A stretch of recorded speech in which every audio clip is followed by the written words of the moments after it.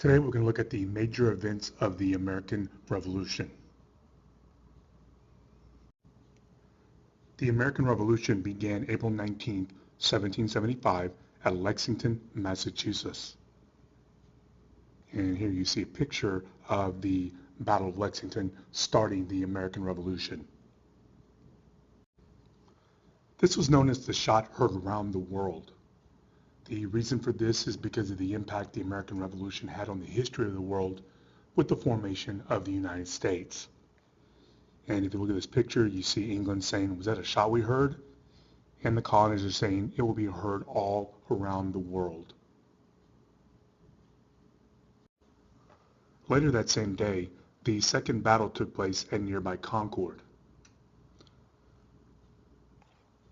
The British soldiers began to retreat back to Boston, and they were constantly harassed and attacked by Minutemen on their way back to Boston, inflicting heavy casualties on the British Redcoats. After the fighting started, it was still unclear what was going to happen. The colonists were divided based on their beliefs into three groups. So look at this picture right here. You see how the colonists were divided up into three ways of thinking about the fighting. About 1/3 of the colonists were patriots. They wanted independence. So patriots are people who wanted independence. And you see right here, this is about 1/3 of the colonial population. About 1/3 of the colonists were loyalists. They supported Britain. So about 1/3 of the colonists were loyalists who supported Britain and were loyal to King George III and British Parliament.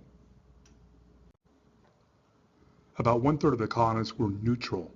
They did not favor one side or the other. So 1/3 of the colonists were neutral. That means they didn't care about independence, nor did they really care about being loyal to Britain. They didn't have an opinion one way or the other. Both sides had strengths and weaknesses in fighting this war. Let's look at the British strengths first. They were the most powerful army and navy in the world. They had loyalists in the colonies. Those were people who supported Great Britain. They actually hired German Hessians to fight for them. They were able to raise more money than the colonies. And they also received help from Native Americans. Now, let's look at the Patriots' strengths. They were fighting on their own territory and used tactics that had worked in the French and Indian War. They were fighting for independence. They knew the land and the geography. Now, let's look at the British weaknesses. The war was not popular in Britain. Supplies and men had to be transported a great distance. Of course, that's across the Atlantic Ocean. British troops had to fight in hostile territory. And finally, British commanders resisted adapting their tactics to conditions in America. And what that means is they fought the way they fought in Europe, which just wasn't working in the colonies. Now, let's look at the Patriot weaknesses. They lacked a well-supplied, equipped, effective professional army. They had a lack of military experience. The Continental Congress had very little money to fight the war. And finally, they got no help from other countries.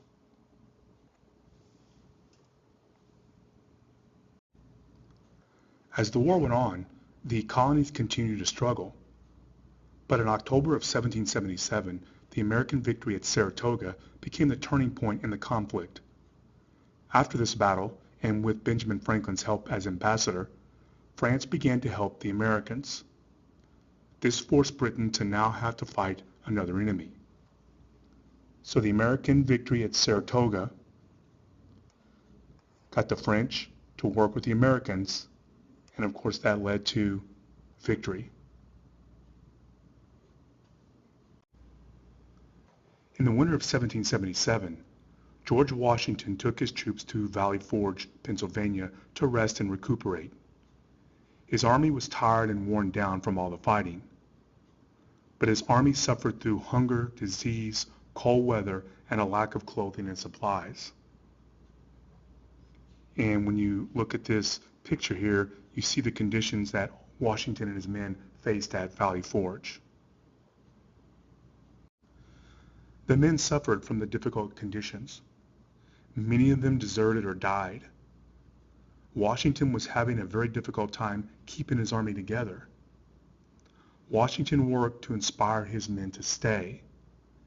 Now, one of the things he did was he read a passage from a pamphlet called The Crisis, and this was written by Thomas Paine, and that's the same Thomas Paine who wrote Common Sense. And in this pamphlet, Paine said the following: "These are times that try men's souls. The summer soldier and the sunshine patriot will in this crisis shrink from the service of their country. But he that stands by it now deserves the love and thanks of man and woman. Tyranny, like hell, is not easily conquered."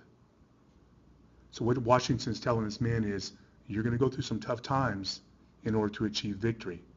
But if you can survive those tough times, American independence will be achieved.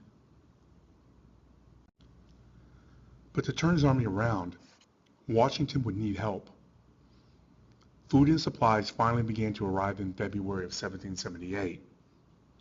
Later that spring, a Prussian volunteer, Baron von Steuben, arrived. Here's a picture of Baron von Steuben, and what this guy's going to do is he's going to help train Washington's troops. He used his experience to train the Continental Army. The Army eventually became more disciplined and more professional.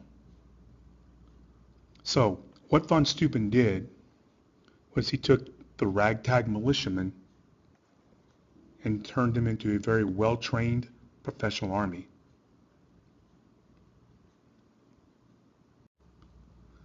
The transformation of the Continental Army eventually led to American independence.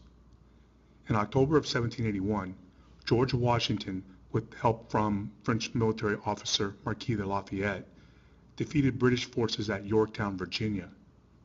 The battle ended the American Revolution. Here's a picture of Washington coming in after the Battle of Yorktown was won. And what is significant about the Battle of Yorktown is that it won American independence.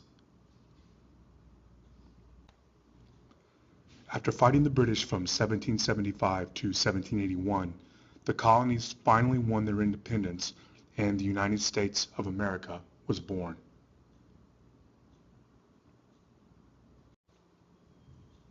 In 1783, the Treaty of Paris was signed. It officially ended the American Revolution. Britain recognized American independence. The western border of the United States now ran to the Mississippi River. So if you look at this map on the left, that's pre-war boundaries, which is boundaries before the American Revolution. All of this yellowish area was British territory. Now if you look at the map on the right, these are post-war boundaries, which is the new boundaries after the American Revolution. And here is the new United States, which runs from the Atlantic Ocean to the Mississippi River.